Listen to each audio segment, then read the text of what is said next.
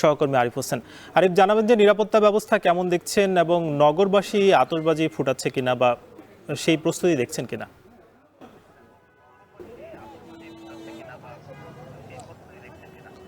সাকিব, আপনি জানেন অন্যান্য বছরের তুলনায় এবছরের যে নতুন বছরটি শুরু হচ্ছে অর্থাৎ 2025, সেটি কিন্তু অনেক ভিন্নধর্মীভাবে শুরু হচ্ছে। কারণ এবছর আগে ভাগেই বলে দেওয়া হয়েছে কেউ আতশবাজি এবং ফানুস ফুটাতে পারবে না।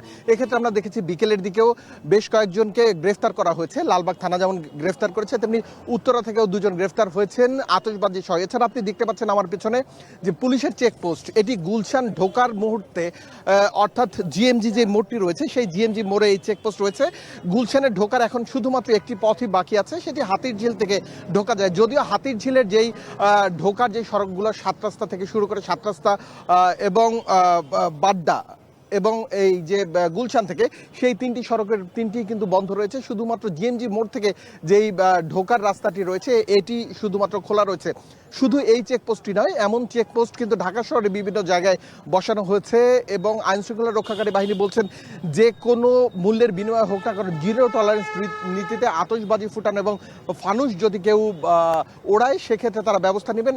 ইতিমধ্যে আমরা দেখেছি বিভিন্ন জায়গায় ভ্রাম্যমাণ আদালতও কিন্তু বের হয়েছেন, তারা চেষ্টা করছেন, ডিটেক্ট করার চেষ্টা করছেন যে কারা আতশবাজি ফুটায়। তবে এখন পর্যন্ত আমরা রাজধানীর বিভিন্ন জায়গায় ইতিমধ্যেই সন্ধ্যার পর থেকে দেখেছি বিচ্ছিন্নভাবে কিছু আতশবাজি কিন্তু ফোটানো হচ্ছে। তবে এখন পর্যন্ত ভ্রাম্যমাণ আদালত এই বিষয়ে যে কোনো ধরনের পদক্ষেপ নিয়েছেন এমনটি কিন্তু বলা যাবে না। যদিও পুলিশ কড়া নিরাপত্তার মধ্যে চাদরে ঢাকার রাজধানীর বিভিন্ন জায়গায় ঘিরে ফেলেছে। অবশ্য কারো কারো ব্যাগ থেকে শুরু করে সব ধরনের জিনিসপত্র তল্লাশি করছেন, কেউ মাদকদ্রব্য থেকে শুরু করে ফানুস অথবা অন্য কোনো যেই নিষেধাজ্ঞা যেগুলোর মধ্যে রয়েছে অর্থাৎ আতশবাজি, সেগুলো কেউ বহন করছেন কিনা এগুলো কড়াভাবে দেখছেন।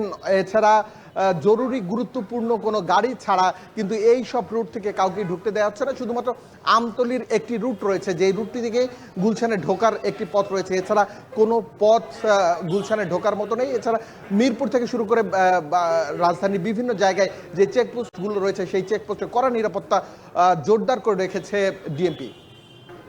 সহকর্মী আরিফ হোসেন যুক্ত ছিলেন, তিনি জানাচ্ছিলেন যে রাজধানীর নিরাপত্তা ব্যবস্থা নিয়ে 31st নাইট উদযাপনে রাজধানীতে আতশবাজি ফোটানো ও ফানুস ওড়ানো থেকে বিরত থাকার আহ্বান জানিয়েছেন ডিএমপি কমিশনার।